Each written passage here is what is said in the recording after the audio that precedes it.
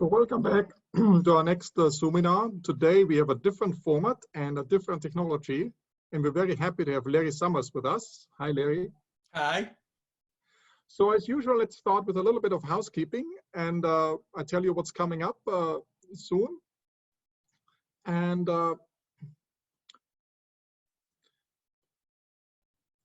so we will have Monday, we don't have a seminar because it's Memorial Day and we respect Memorial Day in the United States. On Friday, Geeta Gopinath will talk. We have more speakers coming up afterwards. Eric Schmidt from Google will come, Esther Duflo, Raj Chetty, Bill Dudley, former president of the New York Fed, and so forth. And you see more names at the website, the Princeton Centers for Finance, Princeton's website. But today we have Larry Summers with us. And we will talk about various topics today, the big picture today. And we will cover first the health aspects, vaccines, how to produce vaccines, then the geopolitics, focusing on US and China, but also touching a little bit, hopefully, on Europe. And then we will move, at the end, we move to economics, where we usually, most of our audience is experts in, but we try to learn more about the big picture today as well. So let me start right away with the questions, starting with health and vaccines. So how can we make it sure that the vaccine is developed much, much faster? How can we promote, an invention of new vaccines? And we have seen from Michael Kramer, he gave a presentation here saying we should actually start with 18 different models simultaneously. And, working on a vaccine is more the process. So you have to start with many initially, simultaneously, and develop it further. And the question is, to Larry, how should we do it? Should we change the intellectual property rights? Should we pass it on to other countries, developing countries, for free? Or what should we do? What's your thinking on this dimension? Start with this, Marcus. This, in round numbers, the pandemic costs the United States $80 billion a week. And it costs the world $200 billion a week. At those stakes, roughly anything you do that's in the area of science and innovation that produces any meaningful acceleration of the moment we get a vaccine is a positive. So I think the first broad insight that needs to be shaping is that insight. And so anything in any normal amount of money that accelerates things by one day will have been way worthwhile.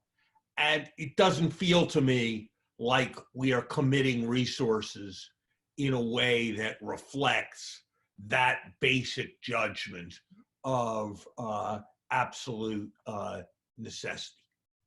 Second broad judgment that I think follows is that, as in wartime, any concept of traditional efficiency is dwarfed by the consideration of need. Normally, if you were producing something, and there were three possible models, the right thing to do would be to figure out which was the right model and then produce that one as rapidly as possible. Roughly speaking here, if we squander $10 billion producing hundreds of millions of doses of the wrong vaccine, that's fine. That is small compared to the benefit of getting there faster. So the right rules are the rules of parallel processing multiple possibilities. The Manhattan Project did that. There were several ways of producing fissile material that were entirely different, that were extraordinarily expensive. We did all of them at once in the hope that one would work. So we should be pursuing all avenues, not acting in the traditional sequential way. The third broad insight that should should inform an approach is it's a basic lesson of economics that if you want to get people to do something that might succeed or might not succeed, there's one way that fails for sure, and there are two ways that can potentially work. The way that fails for sure is to say, if you succeed, you'll get a normal profit margin. If you fail, you've lost your money, and nobody's going to do that because they're going to look at it and they're going to decide there's a 30% chance or a 15% chance or a 60% chance, whatever it is, of getting a normal profit margin, and they're not going to do it. And so there are two basic ways that capitalism solves that problem. Capitalism solves that problem either by giving a way supernormal profit margin if you succeed, or by giving a substantial insurance if you fail. As a general matter, it seems to me that in this case, it is better to emphasize the insurance than the huge reward.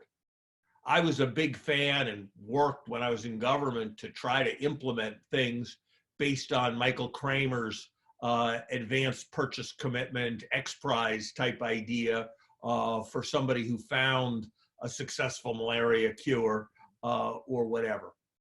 In this context, I think the big prize problem has a major credibility problem, that whatever governments say, it will be very hard for it to be credible that they will actually pay up after the fact in this one-shot kind of game. There is a further problem about how you would achieve international collaboration, given that it's necessary. And there's a kind of moral problem with, if we find a vaccine for a fatal disease, will the public tolerate whatever commitment some government official has made, some huge prize? So I think in general, there need to be efforts to signal that there won't be gouging, but the right basic approach, it seems to me, has to emphasize insurance. That also responds to the fact that the main problem with the insurance thing is that people with bad ideas will nonetheless do them because they'll get paid for doing them, even if they know they're reasonably bad. But given the first argument that I made about the importance of redundancy, that's the direction in which we want to err. We want to err in the direction of trying more things. So the right broad approach is that the government should be providing very generous support for all reasonable approaches to the problem, make judgments that err on the side of expansiveness on letting many, many different things go into production. And I guess the further thing I would say is we need to apply a set of ethical standards that recognize the exigencies of the problem and recognize, as your colleague Peter Singer points out, that the morality of a visible death is not really that different from the morality of an invisible death. And so if we can get information more rapidly with challenge trials on which vaccines work, we should be very much inclined towards doing ethically possible challenge trials rather than reflecting traditional scruples. This is an extraordinary circumstance that is quite different than the usual circumstances. So to summarize, that's how I'd accelerate vaccine innovation. I would emphasize paying ex ante for the input rather than maximizing the intellectual property right. Yes, it's a kind of Manhattan Project, but it's a Manhattan Project in intensity and willingness to spend, but it's very different from a Manhattan Project in being decentralized rather than centralized, pursuing many, many different paths simply because that's the nature of this intellectual problem.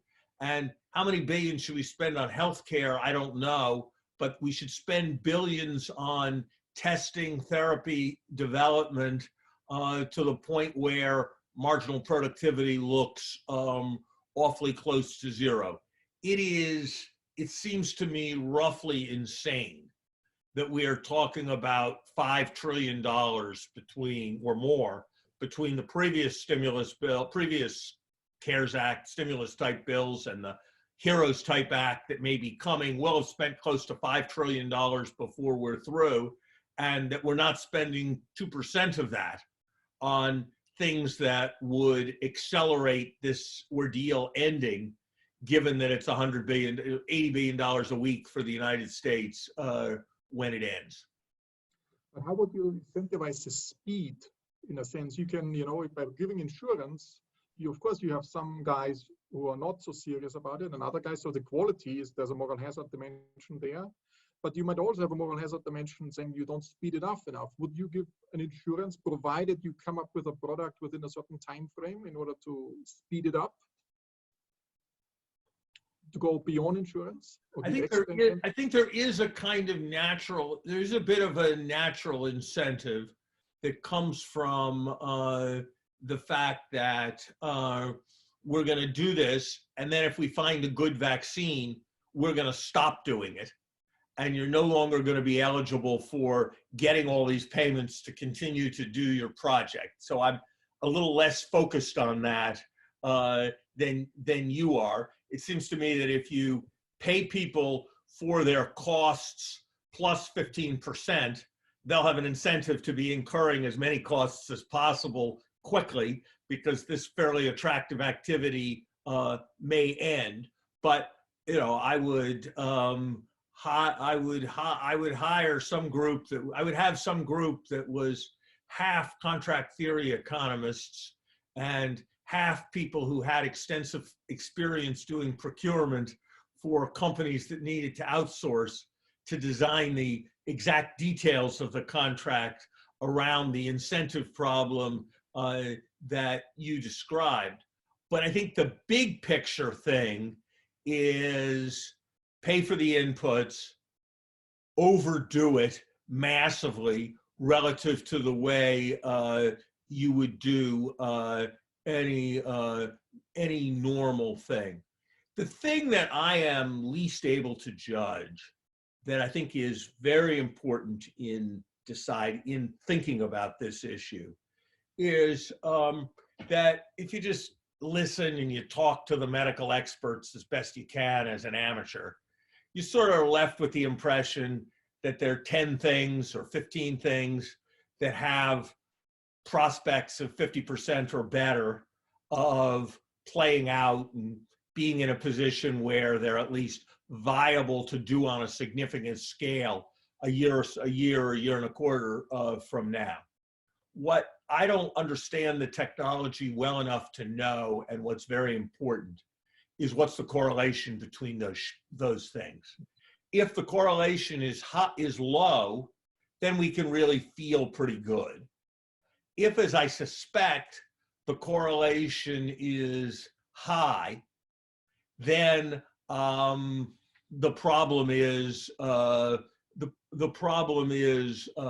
more complicated.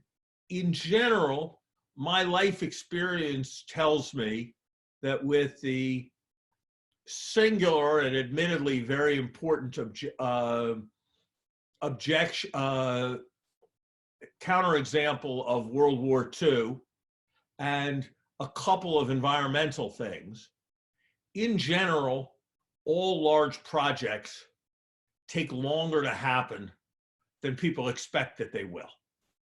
whether it's a student writing a thesis, a professor writing a book, a university building a building, a government implementing a social program, a military buying an airplane, a large construction project in a city, things take longer to happen than you think they will. And that, it seems to me, is important to keep in mind when you think about what you hear around bringing a vaccine to fruition. Can I just come back to your correlation point, which is a very, very important one? How would you, as a government, would you intervene and tell a private company, or your product seems to be, or your procedure is very close to the competitor's procedure, why don't you go a little bit further away, reduce the correlation? Otherwise, we invent twice the same thing. Would you intervene this way? And how do you evaluate the BARDA approach? How do you see BARDA in general? And some readers would like to know, some listeners would like to know, US granted 1 billion to the Oxford group. How do you see that? And are the incentives right sets? I don't know whether you know. I don't know enough to second guess the precise decisions that are being made. In general, you can't fund everybody who puts their hand up and says, if I walk in there and say I want to hire a team of researchers and build a vaccine, and they say, like, why should we think you're any good at this? And I say, well, I used to be Secretary of the Treasury. They shouldn't fund me. So they have to make choices. And I think in general, they should make choices. And I think there will be a natural tendency to, as there is for most people who think about investment. Most people who think about investments put too much emphasis on mu and sigma, and too little emphasis on correlation and the desirability of lack of correlation. And I think that is the natural bias to which a team like this is likely to fall victim. I sort of think for each approach, if I were doing it, my instinct would be, for each approach, it's probably a good idea to have two teams going full out, because one of them might be good and one of them might not be. It probably would be better to be taking an additional lower probability but not so correlated approach than to be taking the fifth team in the race for what seemed like the most promising approach. I don't think there's an alternative but to have the funding be some combination of to be a decision that's made by people. I suspect there's something instructive in the Manhattan Project, in the fact that this was led by a two-person team of General Groves and Robert Oppenheimer. I'm not sure that General Groves could have taken a derivative if his life depended on it. And I don't think Robert Oppenheimer had ever been near combat. And so there was a kind of rather strong complementarity between somebody who was really good at understanding and somebody who was really good at giving orders and having them followed. And I think that kind of mixture in leadership, it seems to me, is what's required here. And I'm not sure that I'm in a position to evaluate all the personalities, but I'd be a little surprised if we had quite the strength managing all of this that we had in the Manhattan Project. So let's move on to testing. In terms of testing and developing new tests, there's one dimension is to develop new tests. Do you think this is very similar to developing a vaccine, or is it very different? And the second thing is how to implement the testing. That's the second stage. Then once you have a good test, how to roll it out. How do you see the challenges there, and how would you implement the testing aspects? I would say a couple of things. The first is that if R0 is 1, then each case that you each case that you eliminate is going to eliminate at least one case more, and there's going to be some growth after that, because if R0, because that case will then be another case, and all of that. I think if you work that out, and I'm trying to do this right now, but my guess is that if we gave one more test, and we thought that that test had a 10% chance of catching a case, and then that case had a 0.5% chance of dying and a set of sequelae, and then had a set of contagion. If you do that calculation, you're going to conclude that the shadow value of a test, of a marginal test from here, is over $1,000. And in that context, the first broad lesson is more tests taken by more people are surely good, and we're not trying hard enough to get pervasive testing. My impression as an amateur is that if we had, that we need to get to a saliva test that can be evaluated by looking at it. By dabbing the saliva on a piece of paper. I don't think we're ever going to get to large-scale testing if it's a very unpleasant procedure that requires a nurse to stick something up your nose. My impression is we're going to get there to the saliva test in a matter of weeks. Any money that can be spent that accelerates that is, on the previous grounds, very, very attractive. And I think we should be encouraging employers to do this on a quite frequent scale for employees, universities doing it on a quite frequent scale for their students as they come back. We should be making available contact tracing resources. After all, when there's many unemployed people as there are right now, contact tracers have a very low social shadow cost. And so we should be investing very substantially in that. I think there's a lesson. One of the things that I have been surprised by, quite different than I think what I would have guessed 6 weeks ago, is life is less different fundamentally in Georgia, where they've opened things up, relative to New York than I would have guessed. And it is less different between Sweden and Denmark than I would have guessed. And what that teaches is that a ton of this is going to be, we're kind of going to get the Nash equilibrium of a bunch of individuals who are trying to figure out what's right and what's best for them. And that's actually going to be more controlling of the way this all plays out than public policies and laws and mandates coming from governments. Then I would have, sort of probably what an economist should have guessed, but I would not have guessed the extent to which that was true. So my sense is that pervasively available testing plus decentralized behavior that uses that testing is likely to generate substantial benefits. And relative to what I would have thought 6 weeks ago, thinking of strategies where the government mandates that every citizen is tested every month, I think that's less likely to be the way forward.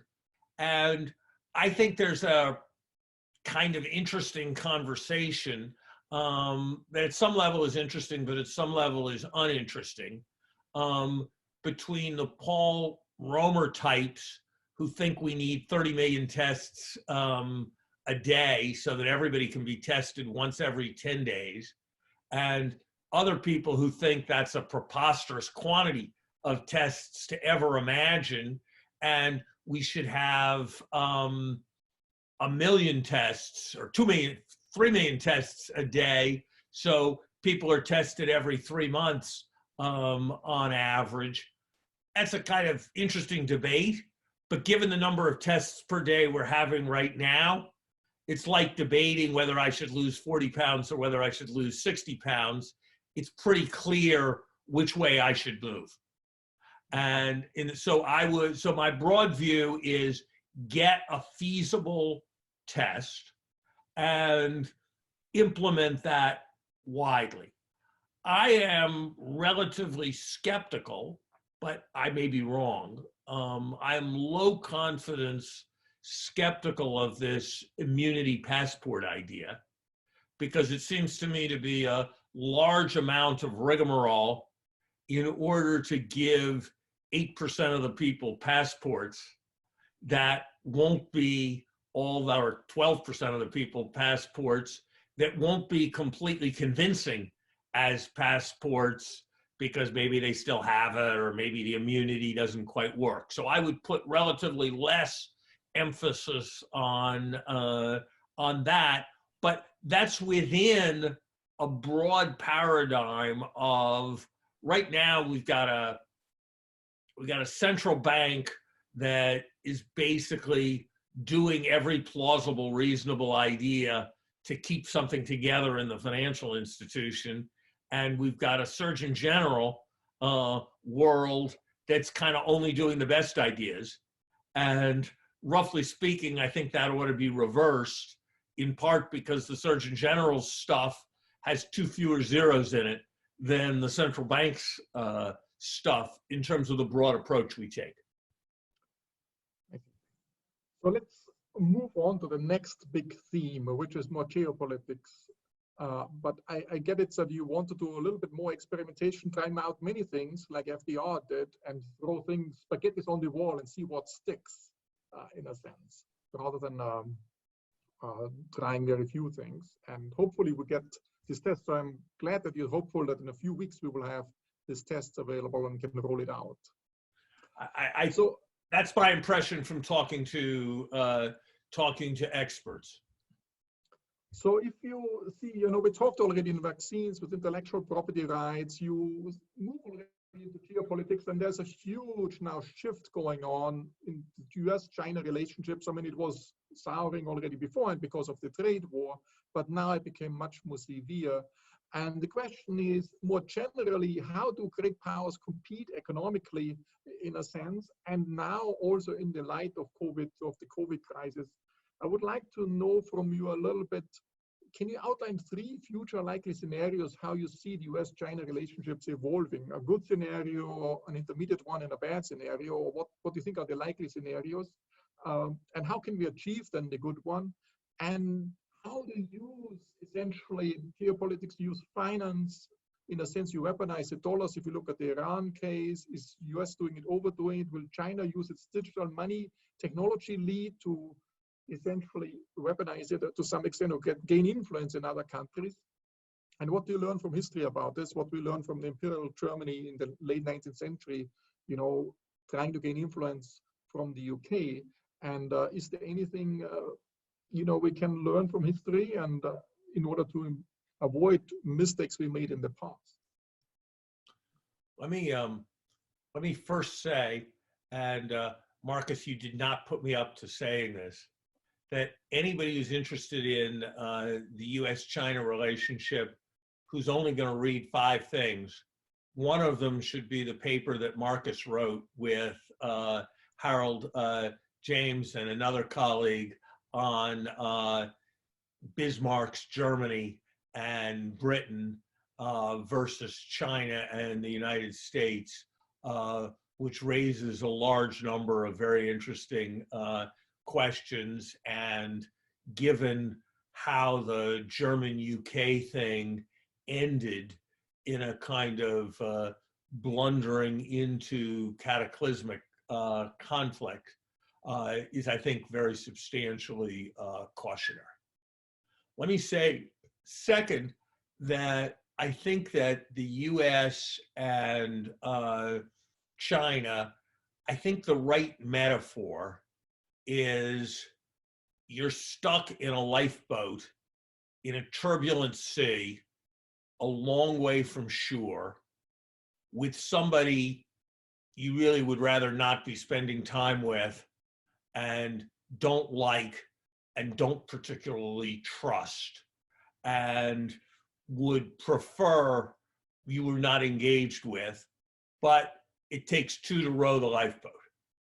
And I think that's the way to think about this situation, and figuring out the best way to screw the other guy and recording your grievances against the other guy and threatening to punish the other guy with threats that are substantially damaging to him are probably not a constructive strategy for moving things forward. That is certainly true on a reciprocal basis, but to some extent, if you're actually in that boat with the other guy, it is true in a unilateral sense as well. So I think that's the broad way in which we should be conceptualizing this. And the concept that is elementary to an economic theorist, but is beyond, seems to be beyond the President of the United States, is that you can have a rival with whom you are nonetheless engaged in a positive sum game. And that insight needs to inform your strategy, and it isn't informing the US strategy. I think the other thing, and the place where my lifeboat metaphor fails, is that if you wanted to make it more like the US and China, you'd have it be two teams of 15 in the lifeboat, and you would be sensitive to the internal dynamics within the two 15-person teams, and you would be paying attention to strengthening those on the other team who were most constructively oriented. I think, roughly speaking, the focus on the bilateral trade deficit is idiotic at 3 or 4 levels. It's idiotic because in a multi-country world, bilateral trade deficits don't prove anything. I run a huge bilateral surplus with Harvard. I run a huge bilateral deficit with my golf club. Neither of those prove the slightest thing, even if trade deficits did prove something. It's mindless because economists understand that trade deficits and surpluses are mostly about savings and investment. It's mindless because it's of roughly no significance whether we ship oil from Alaska to China or whether we ship oil from Alaska to Thailand and Indonesia ships the oil to China. And something similar is true with respect to soybeans and a range of other products. The interesting and important issues go to control of technology and go to things that actually project to national economic strength and security. I think the lasting and potentially the most important, if you define it broadly enough, lasting impact of COVID is going to be that economic actors in general and governments especially are going to be more focused on resilience and less focused on efficiency than they have been in the past. Or as somebody put it, life's going to be more about just in case and less about just in time than it used to be. So I think it is rational and appropriate that we put more emphasis on assuring domestic capacity and reducing foreign dependence. Now, experience, as Donald Trump has illustrated, but he's far from the first president who's illustrated, is that national security is both the first responsibility of government and the first place to which the poorly motivated tend to turn for arguments. So when national security becomes reducing our dependence on Canadian steel, it can become vaguely idiotic. I think the CFIUS process has worked pretty well over time to not be hijacked by economic interests, but to provide necessary protections with respect to foreign investment in the United States. And I think we're going to need to establish something of that kind with respect to reducing dependence. I think that I don't pretend to understand the issues with detail and nuance, but the notion that remaining very influential in standard setting is very important feels right to me. Relative to traditional attitudes, my instinct is that the buildings that don't sway collapse, and that the United States may well be better served by multilateralizing those processes than it is by insisting that it can continue to win by setting standards unilaterally. And I think policy should adopt in that direction. I am less concerned, unless we are actively stupid, about the future of the dollar than many of my friends. I've quipped in the past, and it's really very unfair, but it does make a point, that Europe's a museum, Japan's a nursing home, and China's a jail. And if the dollar's going to lose its status, it has to lose it to somebody. And I would guess that the set of events we have been seeing probably have operated on net to strengthen the dollar. The main thing that could call, and by the way, the other alternative to the dollar is some kind of collective global currency, SDR on steroids kind of thing. But as the world becomes less multilateral, that seems to me less plausible as a threat to the dollar than it was 10 years ago. The main way we could screw that up is by so egregiously abusing our control of the dollar to pursue our foreign policy objectives outside of financial policy, that we encourage everyone else to bandwagon against us. And there becomes some alternative collective that then emerges as a reserve asset. That seems to me to be a fairly remote threat. And I am less concerned by the risk that someone will establish a digital currency that will then become an alternative standard.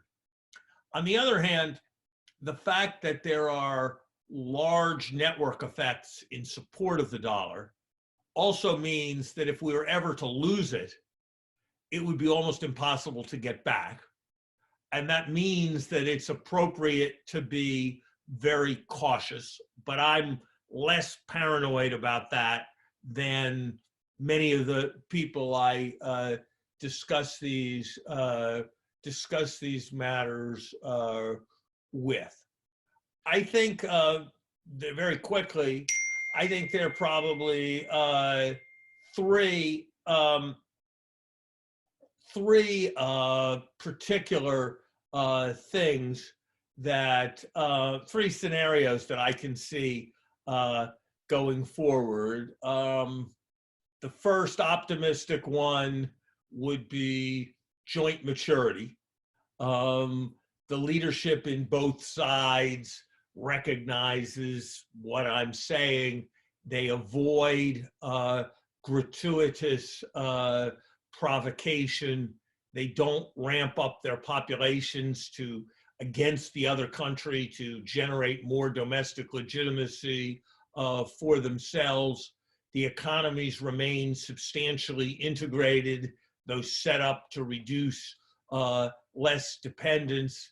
There's a measure of collaboration in international institutions, and the world moves on. The second, which I would judge most likely, is a continuation of where we are. There are various flashpoints. There's various hot rhetoric. The diplomats on both sides are tearing their hair out with concern, but life moves on. And the third is descent into a real live but still Cold War, which carries with it some probability of a mismanaged confrontation leading to catastrophe. And I think all three of those scenarios have plausibility. Can I just add two more elements to it? One is, what role do you see the tech giants, the big tech companies on both in Chinese and the US play in this interplay? Can they be proactive, helpful, or we will fight on a tech battle as well? And where do you see Europe and the emerging economies playing? Are there the other 15 in your lifeboat playing a minor role, or what role can they play in order to diffuse essentially the tensions? When I extended the lifeboat metaphor, what I had in mind was not that. What I had in mind was the interplay of various forces in domestic politics in both countries. But I suppose one could extend it in the direction that you suggest. I think the right American strategy is not to force people to choose.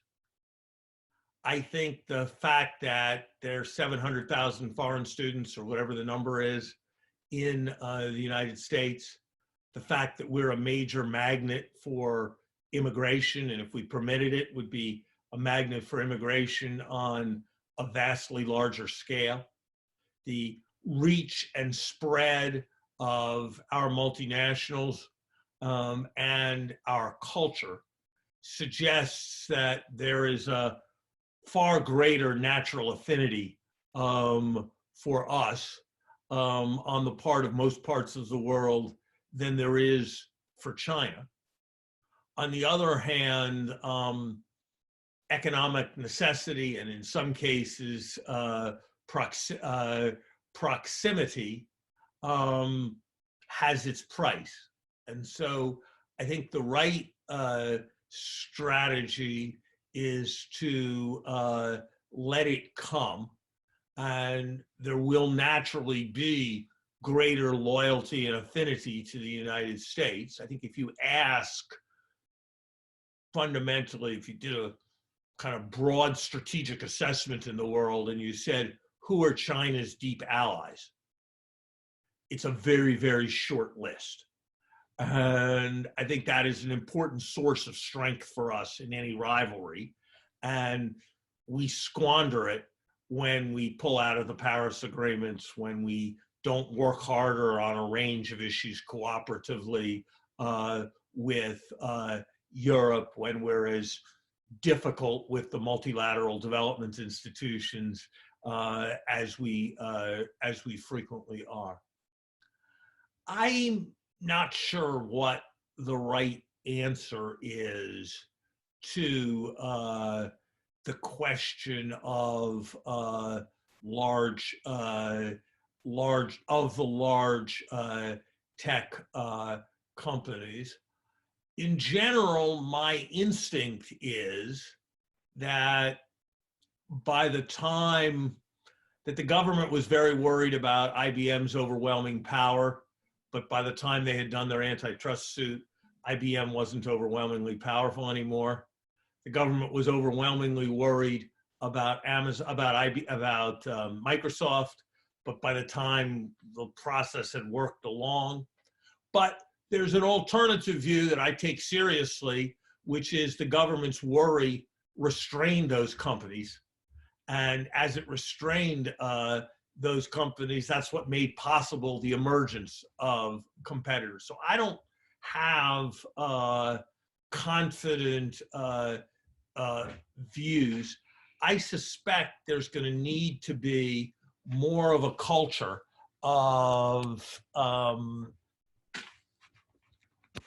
cooperation and more of a sense of national citizenship on the part of those companies. The one thing that if I were in government right now, the one thing I know I would be pursuing very aggressively with a pretty high degree of conviction is the question of taxation of companies that operate in cyberspace. Cyberspace is in many ways the greatest tax haven of all.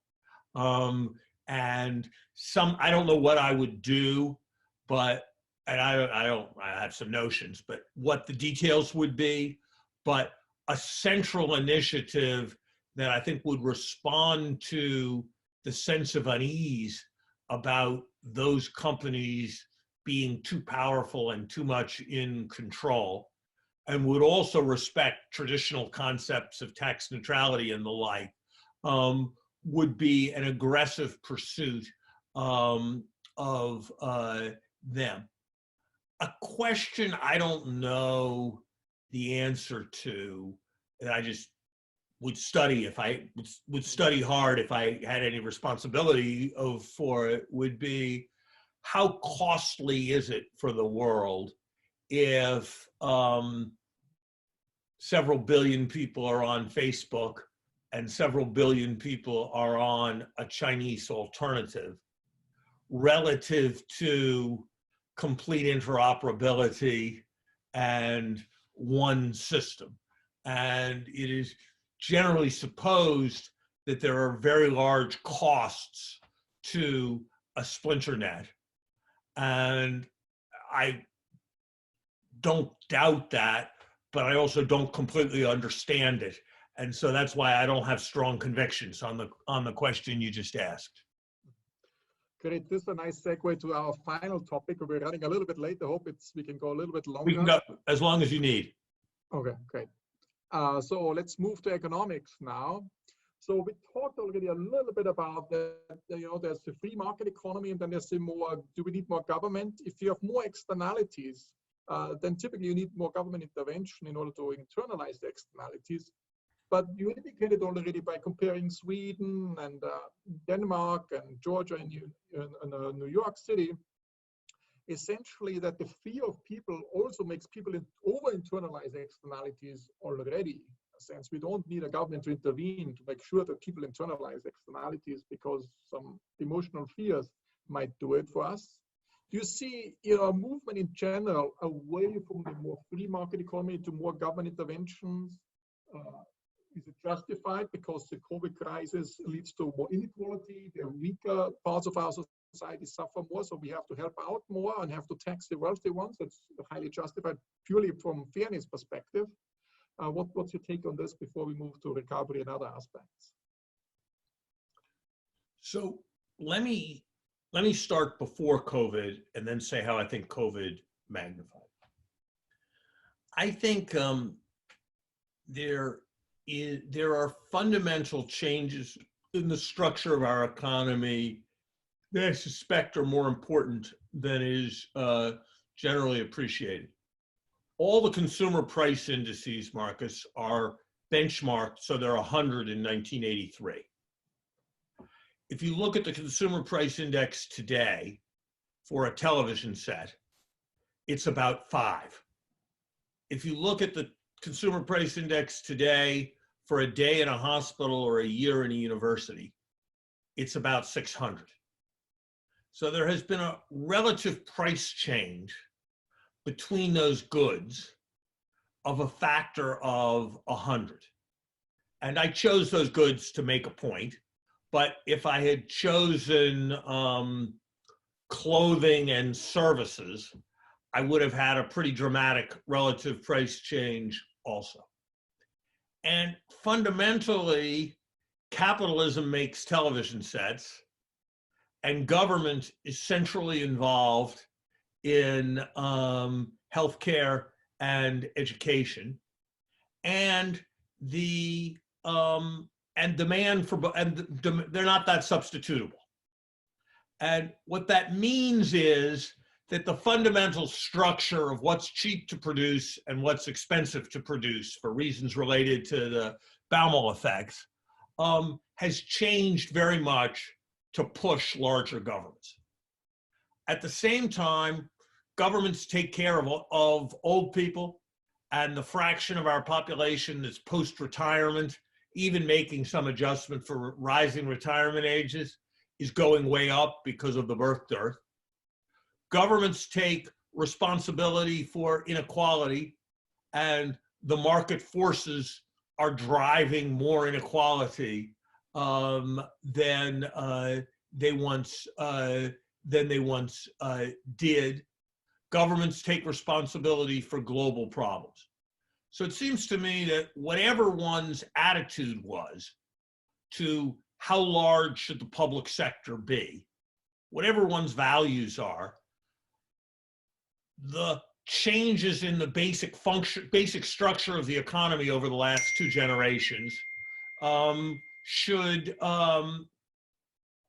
be pushing one very much towards a larger public sector.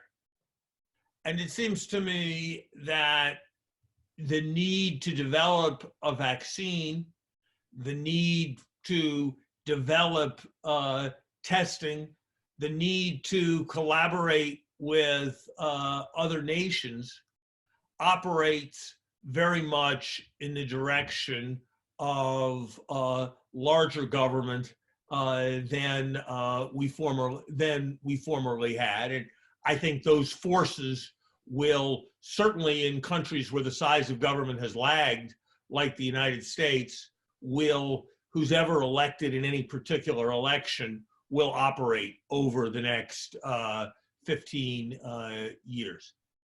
I think those same forces mostly operate to push for more federal control and less state control. I took my first course in public economics from the late Richard Musgrave. And I'll never forget his saying, there's only one thing you have to understand, really, to understand the field of state and local finance. And that is that the rich want to live with the rich and the poor want to live with the rich. And that reality, coupled with mobility, makes redistribution, makes the provision of social insurance much more difficult at the state and local level, particularly if there aren't federal support. The removal of deductibility of state and local taxes has, which you can argue for or against on reasonable grounds, has made those trade-offs far sharper. And I think that COVID has probably operated to substantially reduce the attractiveness of intense urban concentration. There's less need to have a place where everybody can come to an office together. There's not going to be the ability for a while to go to a theater. Restaurants aren't quite the same when they're takeout and there can't be the energy of a crowd. And so it seems to me quite likely that we are headed for a difficult period for urban areas in particular, and that the pressures are going to be towards increased federalization. I don't think we know. I'm very mindful when I talk about this that if you had asked me on December 11th of 2001 about how the world was going to change because of 9/11, I would have predicted substantially larger change than in fact took place. And so I think one needs to be cautious. In general, I think that any trend that was previously in motion and is accelerated by COVID, I think all of that acceleration will stick. When the trend wasn't particularly in motion and is just due to COVID, I'm much less confident that it won't fade away. And that's why I've emphasized the way in which things were moving before. I see. So that's a very nice, so we had this early in the webinar series as well, that, you know, essentially COVID is speeding up any trends we have. And I think that's a very nice way to put it. Let me just come to, there's one thing to have the public sector growing and be larger, but also another component is to make the public sector more efficient and the governance structure more efficient. That's another dimension. Of course, you need the funds behind it to be able to do that. You see some big improvements on that dimension as well through COVID, because COVID really pulls the curtain, essentially makes, you know, the weaknesses very clear. You cannot hide it so much anymore.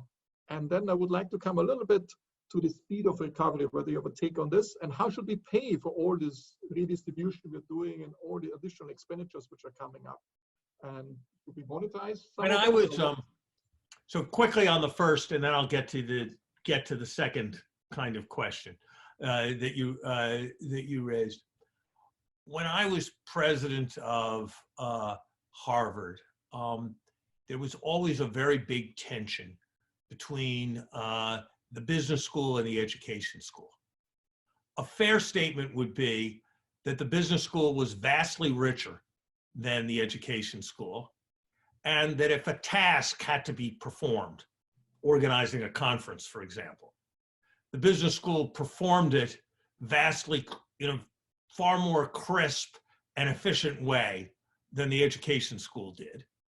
And there was always a great conflict. The business school thought it was rich because it was efficient. And the education school thought the business school was efficient because it was rich. And the same tension exists in viewing government. You know, do public schools work badly because they don't have enough money? And we pay teachers. We never adjusted for the fact that there was a women's movement in the compensation of teachers? Or is it that resources don't flow because nobody has any confidence they'll be used well? And, you know, that's a judgment, and I suspect the truth is on both sides of that. The fact that I'm a Democrat in some sense reveals that I'm a little more of the view that more resources would solve problems. Social Security, 99% of contributions to Social Security are become somebody's retirement pension. That number is more like 80% on 401ks. So I think the idea that the government's inherently inefficient is overdone. Could there be a ton of things done to make governments more efficient? Yes, a variety of those things I've tried at various points to do. On the macro side, I am really increasingly convinced that we have been for some time and are now more definitively in an era where the macroeconomic problem is very different than the macroeconomic problem was for the previous generation or two. I believe that the private economy left to its own devices will generate enough savings and little enough private demand for investment that the achievement of a savings investment balance will require at a minimum extremely low interest rates and may not be achievable at all given the reversal effects of various kinds associated with sufficiently low interest rates.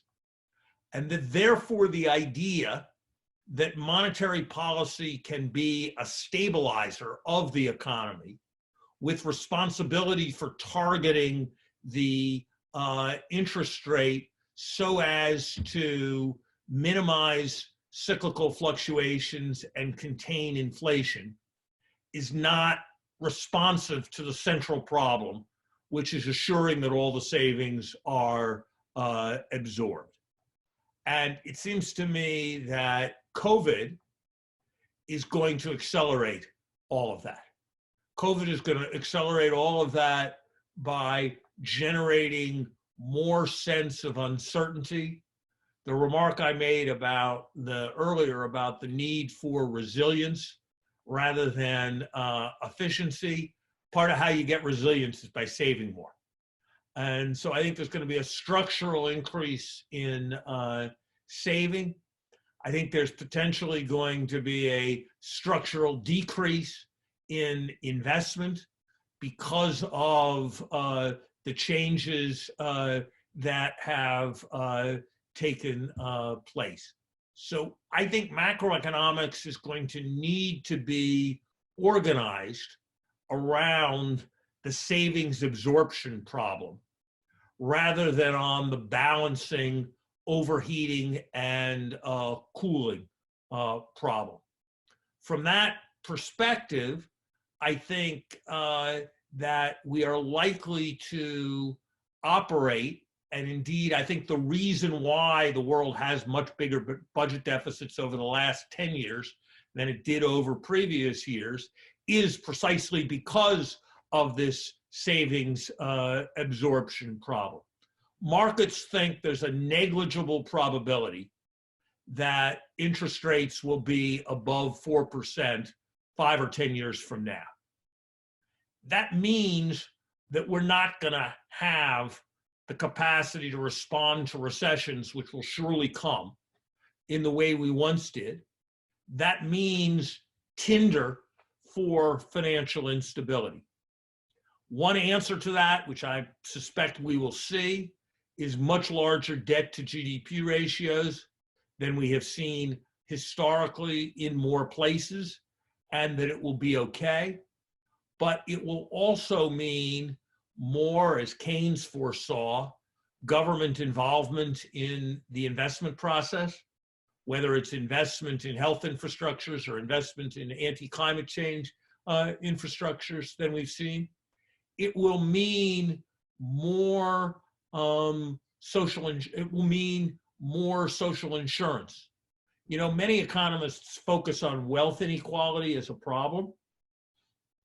I increasingly think wealth inequality, there are serious problems around insufficient taxation of the wealthy, in the United States and many other countries. But it seems to me if a society functions right, and there's a proper public pension system that takes care of people's retirement needs, there's a appropriate healthcare system that insures against healthcare, there's a viable pay over the course of your lifetime approach to financing higher education, there are appropriate mortgage instruments for drawing down housing wealth during your retirement, it's not obvious why most people should need or want to accumulate a large level of wealth. And so, I mean, the people who are most fortunate will want to share their good fortune with their children, and so they will accumulate substantial wealth. But I don't see why it should be an objective, an important objective of public policy to cause the median individual to have a significant level of wealth relative to their income, particularly in a world where there's going to be very low returns on that wealth. And so I think this idea that our problem is to absorb the savings and maintain demand without maintaining demand by excessive leverage and asset bubbles, this way of understanding macroeconomics will point us towards larger government roles in investment and larger government roles in social insurance. And the fact that COVID exacerbates secular stagnation, COVID points to needs for significant public investment, and COVID points up the importance of social insurance, means that I think COVID will be an accelerant of the recognition of all of this. So can I just rephrase it a little bit and you tell me whether you agree with that? So you think that monetary policy essentially has focused too much on the risk-free interest rate, but we have to focus much more on the risk premium, which then would stimulate some real physical investment at the end of the day. And then there's a danger a little bit if you move to monetary policy that, you know, the central bank is picking winners and losers depending which project we are funding and which ones we are not supporting. And there's even the ideas out there that some citizens' wealth fund, in a sense, that the government is essentially taking out the risk and diversifies it and fund it with, you know, US treasuries in order to get essentially more risk-taking going on. And because we have a lot of savings and everybody wants to save in the risk-free asset, but nobody wants to really invest because investment is still too risky for many of the institutions or firms. Is this, or do you think only the investment I like sector, or is it also funding private sector more cheaply through some citizens' wealth fund? I liked my way of putting it better than your way of putting it, but we're talking in quite similar spaces. Differences between the way I put it and the way you put it, where I, at least right now, like my way better, would be these. One, I kind of think of monetary policy as being about the safe rate of interest. And so it's not so much what monetary policy should emphasize as kind of what monetary policy is. I think one way of thinking about it in very traditional terms is in a world where there's much less long-lived physical investment. And in a world where the relative price of capital goods has fallen a lot, the IS curve is much closer to vertical. And monetary policy just becomes a more problematic thing when you have to gyrate interest rates much further in order to stabilize things. Think about the limit where the IS curve is vertical, or even where, because of reversal effects and initial conditions and target saving, the IS curve has a negative slope. So my critique of monetary policy would be slightly different. Second thing is, you emphasized, and there may be something in this, an excessive risk premium on private investment. Since I don't think of the stock market as aberrantly low, rather the opposite, the notion that there's an excessive risk premium doesn't seem to me to be quite the right way to think about it. I would put it differently and in a way that's in some sense more fundamental than I think what you said, which is that there are more socially valuable investments that don't happen with a viable purely private business model than there used to be. Coaching little league teams, providing daycare, taking care of people with, providing companionship to people with early stage dementia. These are all things that have high returns, but it's pretty difficult to capture those returns. R&D has a much higher social return than it has a private return. So I would put emphasis on the need, environmental investments. So I would put emphasis, so I'm less keen on, I'm more ambivalent about, probably the better way to put it, the central bank, the society should have a domestic social welfare fund, or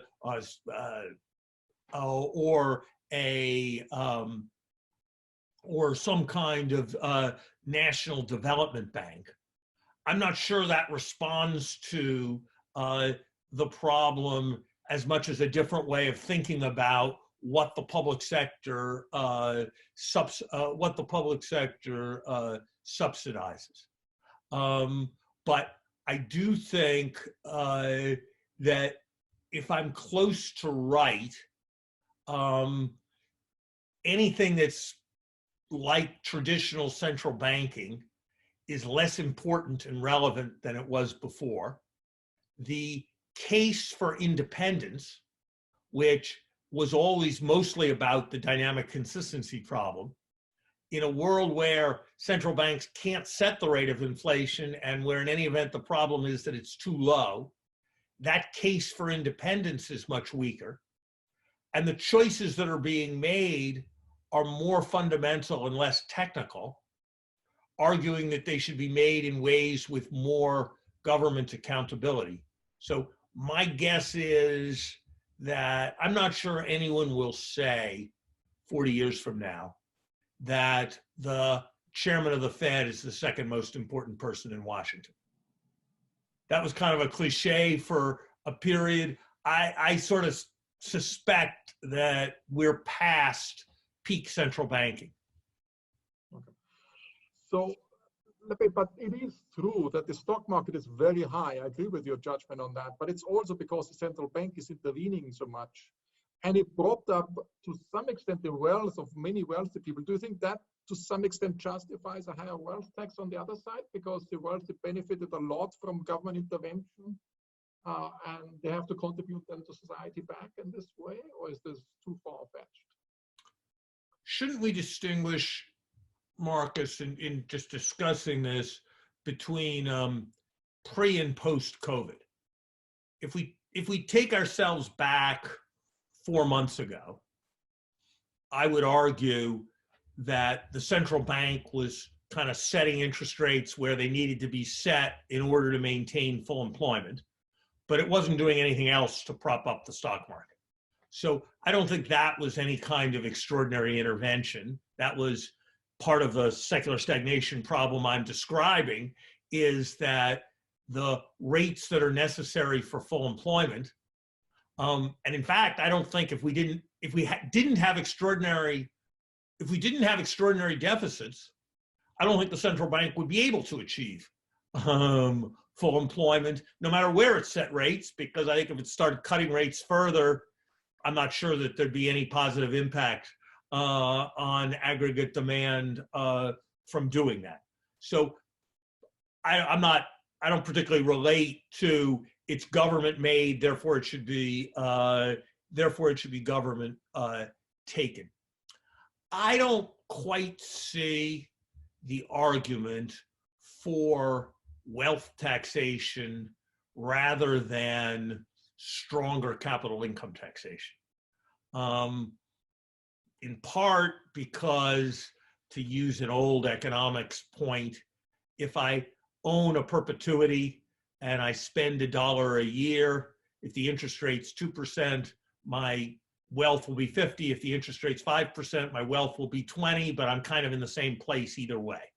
So I don't quite see why robust capital income taxation isn't as good or better than wealth taxation, and for a variety of reasons that if people listen to my video with Manuel Saez at Peterson some time ago, will be spelled out, or I've written it in other places.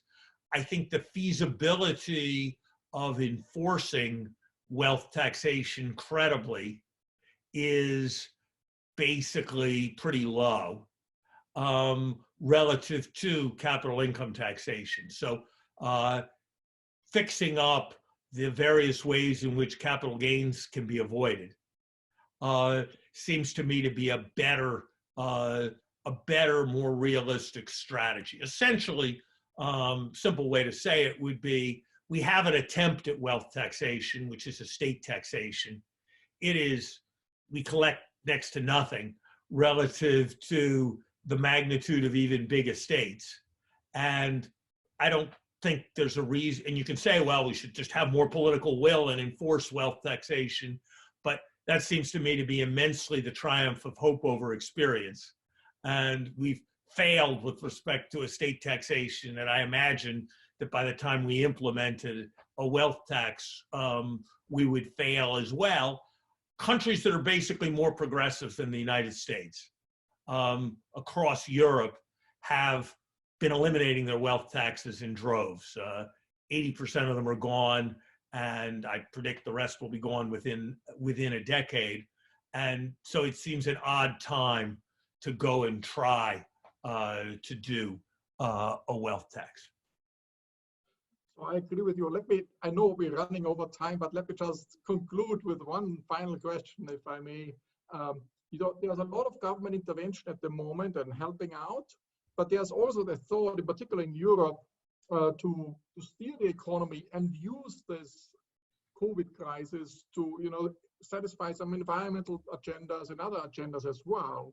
Do you think that's a useful time now to also push other agendas at the same time, or do we just focus on, just bailing out companies, making sure they get through the COVID crisis?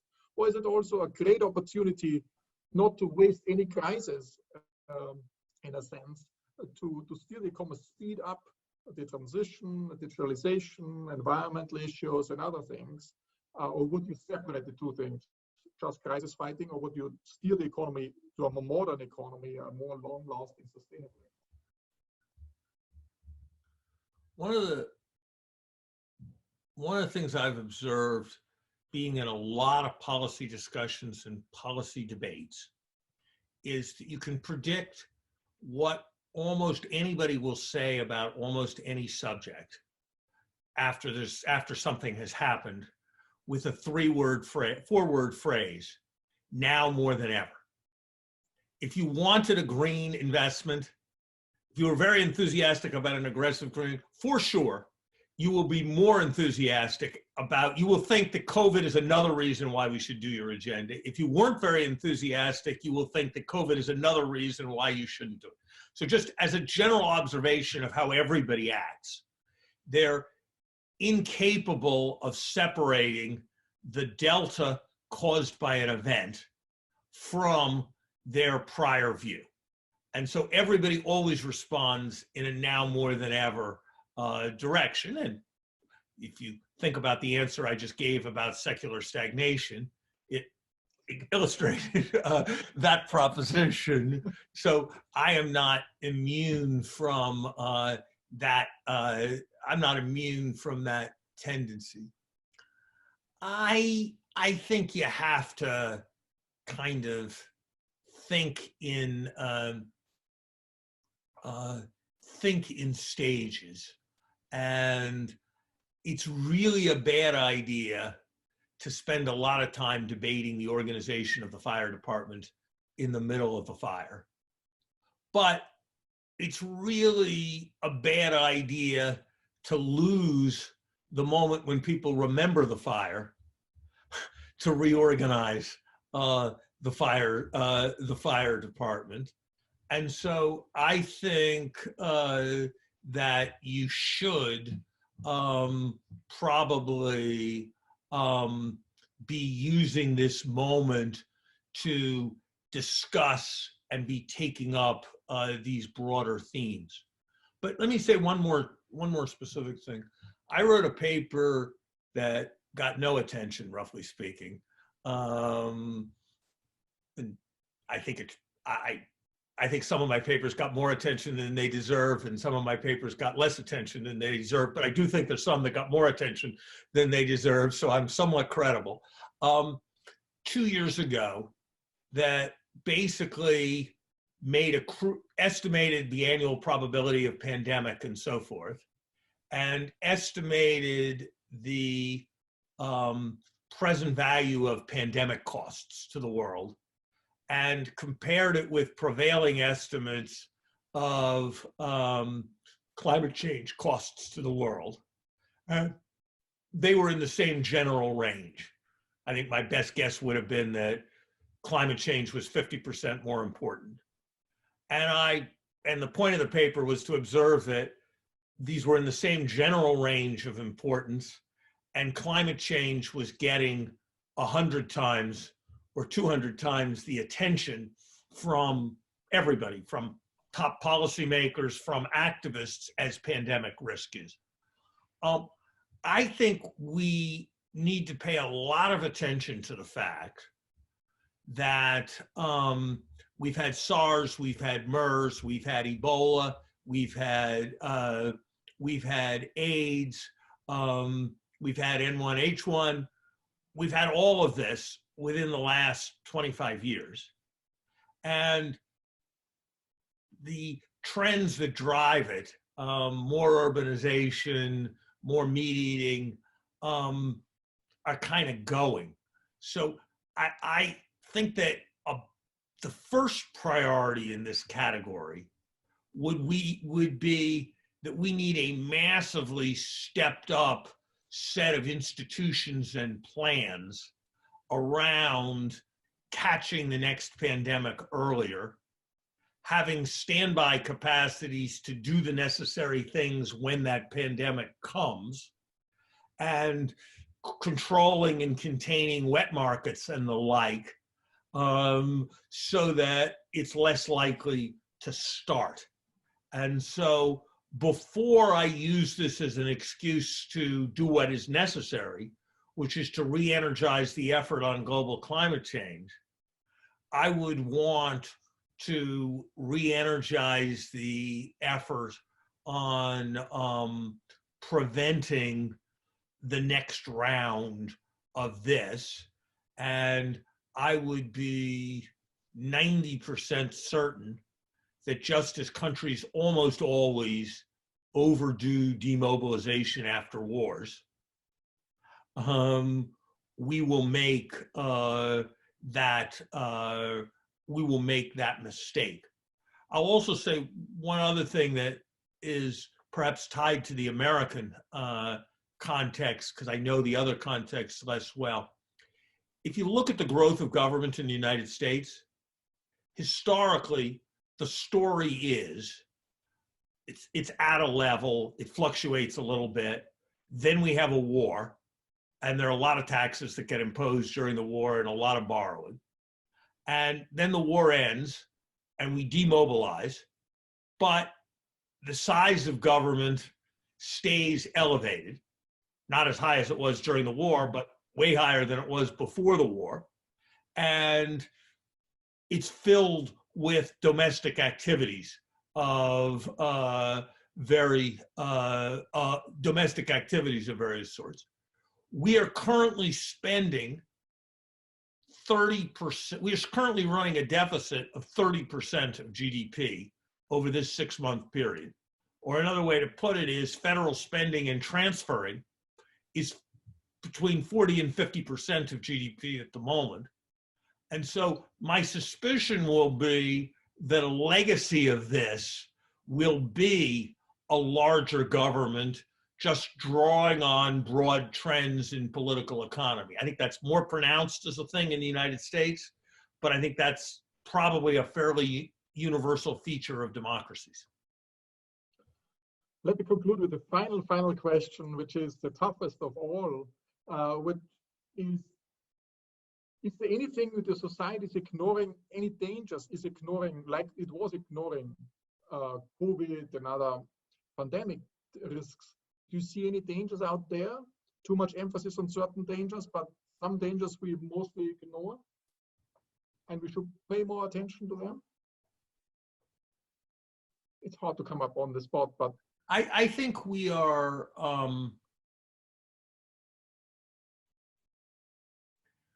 I think the ratio of political science and philosophy and economic, social science reflection to the development of nuclear technologies is much greater than the amount of that reflection around artificial intelligence and around fundamental changes in genetic engineering, mental steroids, and the like. And I don't think there is enough effort to be thinking through how that's going to change the nature of international relations, the nature of governance, the nature of how we live, and its broad implications would be what I'd identify as probably under reflected on. I very much like this. I'm thinking along these lines too. That's very interesting, exciting interview. Thanks a lot, Larry. Let's stay in touch. And thank you. It was very good to be with you. And let me say, you are performing a public service by promoting this kind of exchange, and say to your viewers that I hope, whether you agree with me or not, I hope I have provoked you with some of the things I've said to your reflections. Thanks very much. Definitely did, and mostly agree with you too. So that's good. Hope to see you soon again, and thanks a lot. Bye-bye. Bye-bye.